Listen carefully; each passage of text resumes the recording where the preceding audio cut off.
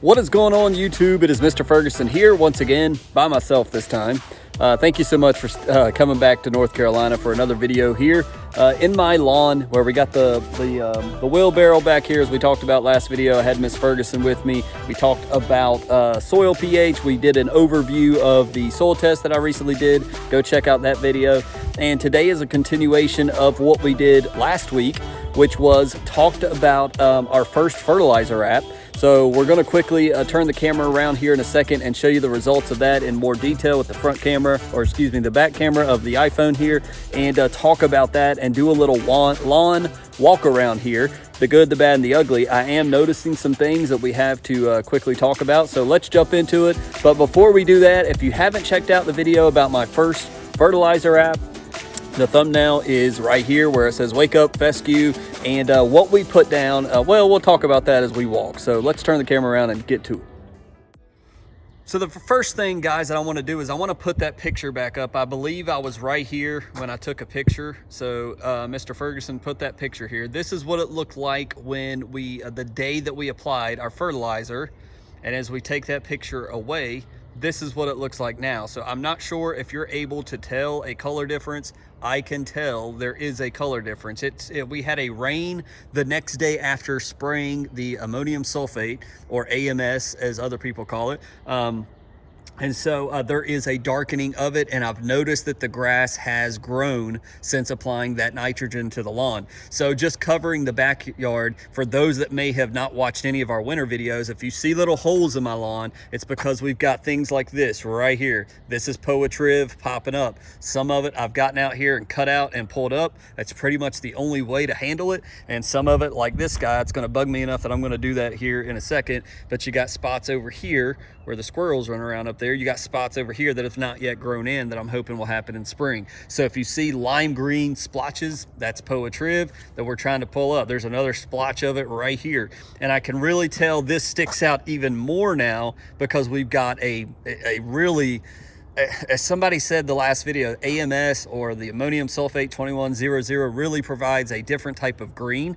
And I noticed that. So we still got some of the, and I'll move in a little bit on some of this. We still got some of the, what I say, frost dormant tipped grass. However, this week, today it's cool. It's about 55 degrees today. We're going to get into the 80s this week. In February, we're supposed to hit 80 degrees here in North Carolina. Can't make it up. But we got some that's still dormant and waking up. It's got the frosted tips because we haven't mowed. But I have a feeling that probably during this week where it's going to be 80 degrees, we're going to be mowing this grass more than likely and doing our first mow.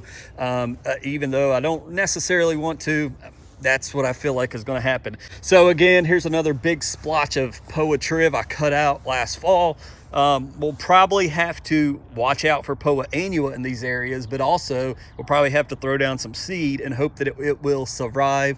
Don't want a big, hole there. So we'll figure that out as we go along. Here you see splotches of ugliness, and it don't look great to me. It just doesn't. You've got these 1, 2, 3, you got these clumps of Poa triv, and it's not because of any type of seed we put down.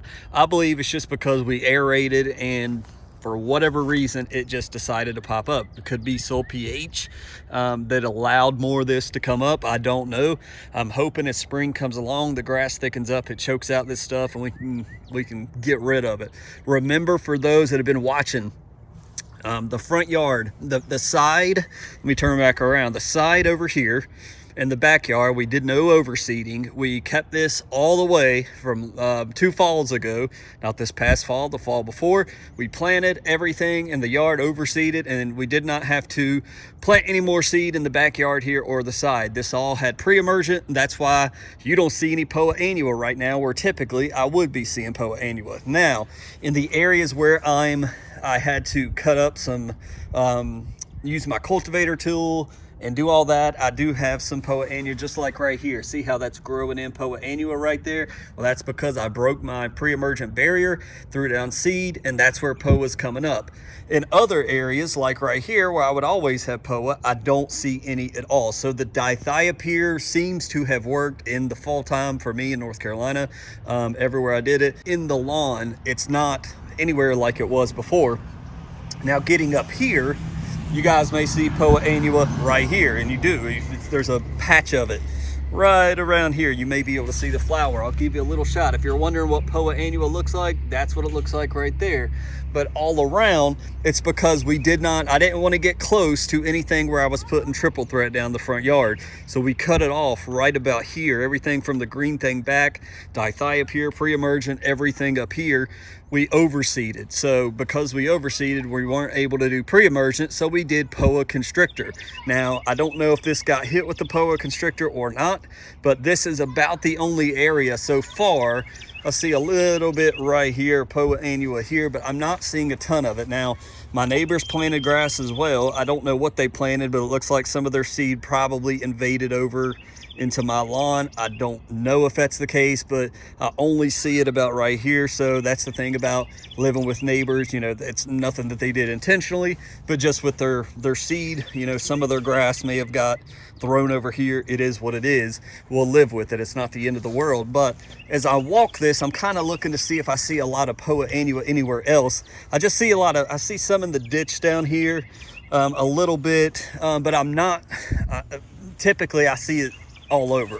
Now and there's a little bit right there in the ditch. Now it was a very mild winter, and please pardon me for all the wild, triv, man. I really can't stand it. Can't wait till it shrivels up and dies off. I'm really gonna have to get in here and cut out some of that, because you can just tell, look how much it grows.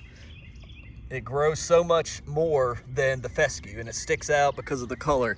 It's very annoying, and it looks like I'm gonna have to deal with it for a while. We're gonna have to smoke this and do it again. I don't know, we'll have to figure that out. But as far as the Poa constrictor, it pretty much helped. I don't see a ton of Poa annua. Like I said, this area may have got hit over here, maybe not. Another area I can take you guys to, this is another one we pulled out for Poa triv, and as you can see, it's kind of like a hole, but that grass seems to have rooted and started. Now let me do one thing at a time. Here's another area I popped out. The grass seems to be growing up. Don't see any Poa there, but over on the edge right here, guys, we do have Poa annua popping up. So it's kind of blended in there, and probably over here in this hole as well. This had a bunch of weird grass last year. I cut it all out, but some of it made it and survived. I don't know what kind of grass this is, but it is hideous. Very ugly. I don't know what that is. Let me know if you know, but a little Poa annua tried to pop up right here as well.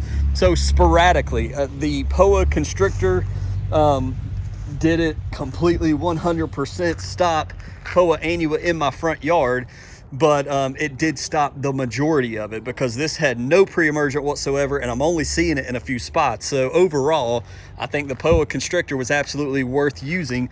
I don't even see a whole lot of Poa as I'm looking on the edges. A lot of times you'll see it here, and you can really tell. A lot of times I'll get it growing in my driveway, like right here. You'll get a little bit of the Poa annua coming up like right there, but I'm not seeing it on the edge a whole lot. We got some weeds popping up. We got a little bit of weeds we'll hit with Speed Zone at some point. But overall, the color for the fertilizer looks great. It looks phenomenal. Mainly on the hill, it's looking pretty good. And then it gets kind of wild and kind of dormant and just Poa trivy over here on the far side. I don't like the way it looks right now. I know everybody's like, Mr. Ferguson, your lawn looks great, and I do appreciate it, and it's only grass, but I'm hoping spring is going to really turn it around, especially over there on that side. I can definitely tell it's getting bushy right here, and it's getting bushy up here by my mailbox area. If I squat down, I don't know if you guys can see it, but I can tell it's really already beginning to grow.